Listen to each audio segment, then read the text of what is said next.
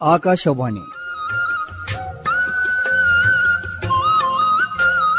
ಕರುನಾಡು ಬಾಬೆಳಕೆ ಸರಣಿಯಲ್ಲಿ ಡಾಕ್ಟರ್ ಗುರುರಾಜ ಕರ್ಜಗಿ. ಈ ಕಾರ್ಯಕ್ರಮದ ಪ್ರಾಯೋಜಕರು ಪಿಎಸ್ ಸಮೂಹ ಶೈಕ್ಷಣಿಕ ಸಂಸ್ಥೆ ಶಿವಮೊಗ್ಗ. ಲೀನಸ್ ಪೌಲಿಂಗ್ ಅನ್ನುವಂಥ ಹೆಸರು ರಸಾಯನಶಾಸ್ತ್ರದಲ್ಲಿ ಬಹುದೊಡ್ಡ ಹೆಸರು. ಅಣುಬಂಧಗಳ ಮೇಲೆ ಅವ್ರ ಚಿಂತನೆ ಅತ್ಯಂತ ಮಹತ್ವದ ಹೆಜ್ಜೆ ಅದು. ಅವರಿಗೆ ನೊಬೆಲ್ ಪಾರಿತೋಷಕವನ್ನು ತಂದು ಕೊಟ್ಟದ್ದು ಈ ವಿಷಯದ ಸಂಶೋಧನೆ, ಕೆಮಿಕಲ್ ಬಾಂಡ್ ಅಂತ ಕರಿತೀವಿ. ಆತ ಸಂಶೋಧಕನಾಗಿ, ಶಿಕ್ಷಕರನಾಗಿ ಅದೆಷ್ಟು ಜನರಿಗೆ ಸ್ಫೂರ್ತಿ ನೀಡಿದ್ರೋ ತಿಳಿದಪ್ಪ. ಅವರ ಸ್ವಾತಂತ್ರ್ಯ ಪ್ರಿಯತೆ ಅಸಾಧಾರಣವಾದದ್ದು. ವಿಯೆಟ್ನಾಂ ಮೇಲೆ ದಾಳಿಯಾದಾಗ ತೀವ್ರ ಪ್ರತಿಭಟನೆ ಮಾಡಿದವರು ಲೀನಸ್ ಪೌಲಿಂಗ್. ಆಗ ಅಮೆರಿಕದ ಅಧ್ಯಕ್ಷರಾಗಿದ್ದವರು ನಿಕ್ಸನ್. ಬಹಳ ಫೇಮಸ್ ಆಗಿಬಿಟ್ರು. ಟೆಲಿವಿಷನ್ಗೆ ಹೋಗಿ ಹೇಳಿದರು, mister president, you are foolish. ಯಾರು ಹೇಳ್ತಾರೆ? ಮೂರ್ಖರಿದ್ದೀರಿ ನೀವು. ಅತ್ಯಂತ ಸಣ್ಣ ದೇಶ ವಿಯೆಟ್ನಾಂ ಮೇಲೆ ಬಾಂಬ್ ಹಾಕ್ತಿದ್ದೀರಿ, ತಪ್ಪು ಮಾಡಿದ್ದು ನೀವು ಅಂತ ಜಗಳಾಡಿದ್ರು. ಅಷ್ಟೇ ಅಲ್ಲ, ಪ್ರಪಂಚ ಸುತ್ತಿ ಅನೇಕ ನೊಬೆಲ್ ಪ್ರಶಸ್ತಿ ವಿಜೇತರನ್ನ ಸೇರಿಸಿ ಒತ್ತಾಯ ತಂದು ಯುದ್ಧ ನಿಲ್ಲೋದಕ್ಕೆ ಕಾರಣರಾದರು. ಅದಕ್ಕೆ 2ನೇ ನೊಬೆಲ್ ಪ್ರಶಸ್ತಿ ಬಂತು. ಅದು ಶಾಂತಿಗಾಗಿ ಬಂದದ್ದು. ಮೊದಲೇದ್ದು ವಿಜ್ಞಾನಕ್ಕಾಗಿ ಮತ್ತು 2ನೇದು ಶಾಂತಿಗಾಗಿ 2 ನೊಬೆಲ್ ಪ್ರಶಸ್ತಿ ಪಡೆದು ಜಗಮಾನ್ಯರಾದಂಥವರು ಲೀನಸ್ ಪೌಲಿಂಗ್. ಅವರು 1970ರಲ್ಲಿ ಭಾರತಕ್ಕೆ ಬಂದಿದ್ರು. ಒಂದು ಅಂತಾರಾಷ್ಟ್ರೀಯ ಕಾರ್ಯಕ್ರಮದ ಉದ್ಘಾಟನೆಗೆ ಅವರು ಬಂದಿದ್ರು, ಮುಖ್ಯ ಅತಿಥಿಯವರು. ಆ ಕಾರ್ಯಕ್ರಮಕ್ಕೆ ಕಾರ್ಯದರ್ಶಿಯಾಗಿದ್ದವರು ಡಾಕ್ಟರ್ ವಿಕ್ರಮ್ ಸಾರಾಭಾಯಿ ಅವರು. 2 ದಿವಸ ಮೊದಲೇ ಬಂದಿದ್ರಲ್ಲ ಪೌಲಿಂಗ್ ಅವರು. ಈ ಸಾರಾಭಾಯಿ ಅವರು ಅವ್ರು ಕರ್ಕೊಂಡು ದಿಲ್ಲಿ, ಚಂಡೀಗಢ್ ಅಲ್ಲೆಲ್ಲ ಪ್ರೇಕ್ಷಣೀಯ ಸ್ಥಳಗಳಿಗೆ ಕರ್ಕೊಂಡು ಹೋದ್ರು. ಹಾಗೆ ತಮಗೆ ಅತ್ಯಂತ ಅತ್ಯುತ್ತಮ ಅನಿಸಿದಂಥ ಕೆಲವು ಶಾಲೆಗಳಿಗೂ ಕರ್ಕೊಂಡು ಹೋದ್ರು.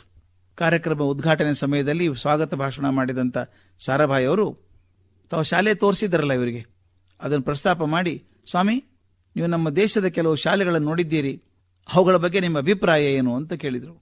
ಕೇಳಬಾರ್ದಾಗಿತ್ತೇನೋ, ನೇರವಾಗಿ ಫಟ್ಟದ ಮುಖಕ್ಕೆ ಹೊಡೆಯೋಂಗೆ ಹೇಳುವಂಥ ಪೌಲಿಂಗರಿಗೆ ಪ್ರಶ್ನೆ ಬಿಟ್ಟಿದ್ದೆ. ಸ್ಟ್ರಾಂಗ್ ಉತ್ತರ ಕೊಟ್ಟರು.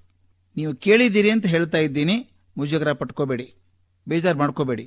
ಎಂತಿಂತ ಮನುಷ್ಯ, ತಮ್ಮ ದೇಶದ ರಾಷ್ಟ್ರಪತಿ ವಿರುದ್ಧ ಟೀಕೆ ಮಾಡಿದಂಥ ಮನುಷ್ಯ ಸಾರಾಭಾಯರು ಬಿಡ್ತಾರೆ? ಚಕ್ ಅಂತ ಹೇಳಿಬಿಟ್ರು.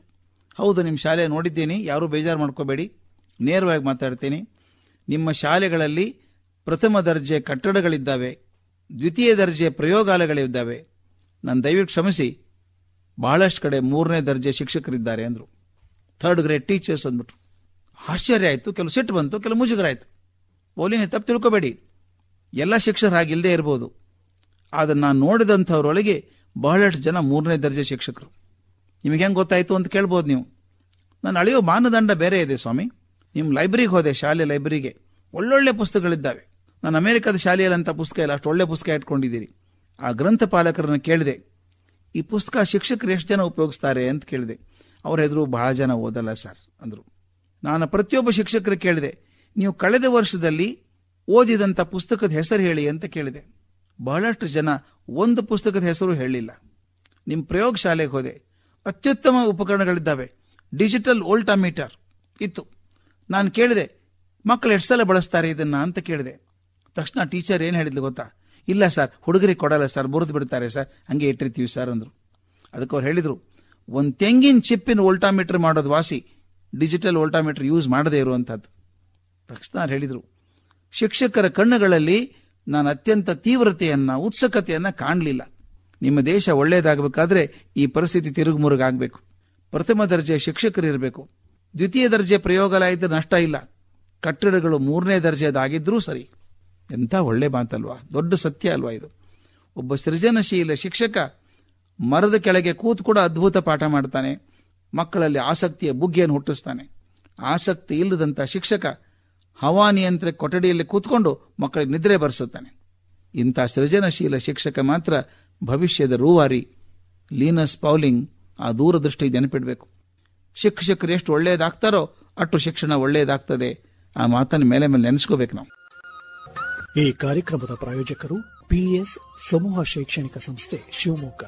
ಶಿವಮೊಗ್ಗದ PES institute of technology and management ನಲ್ಲಿ ಈ ಶೈಕ್ಷಣಿಕ ವರ್ಷಕ್ಕಾಗಿ ವಿವಿಧ ಇಂಜಿನಿಯರಿಂಗ್ ಕೋರ್ಸ್ಗಳ ದಾಖಲಾತಿ ಆರಂಭವಾಗಿದ್ದು, ಲಭ್ಯವಿರುವ ಕೋರ್ಸ್ಗಳೆಂದರೆ CSC, ISC, ECE, ME, civil, EEE, AI and ML, CSDS, CSD ಹಾಗೂ ಕಂಪ್ಯೂಟರ್ ಇಂಜಿನಿಯರಿಂಗ್. ಉತ್ತಮ ಶಿಕ್ಷಣ, ಅತ್ಯುತ್ತಮ ಕಲಿಕಾ ವಾತಾವರಣವಿರುವ ಪಿಇಎಸ್ ಸಂಸ್ಥೆ ಸೇರಲು 8296317763 ಸಂಪರ್ಕಿಸಿ ಅಥವಾ ಶಿವಮೊಗ್ಗ ಸಾಗರ ರಸ್ತೆಯಲ್ಲಿರುವ ಪಿಇಎಸ್ ಕ್ಯಾಂಪಸ್ಗೆ ಭೇಟಿ ನೀಡಬಹುದು. ಕರುನಾಡು ಬಾಬೆಳಕೆ ಸರಣಿ ಕಾರ್ಯಕ್ರಮ ಪ್ರಸಾರವಾಯಿತು. ಪ್ರಸ್ತುತಿ ಡಾಕ್ಟರ್ ಗುರುರಾಜ ಕರ್ಜಗಿ.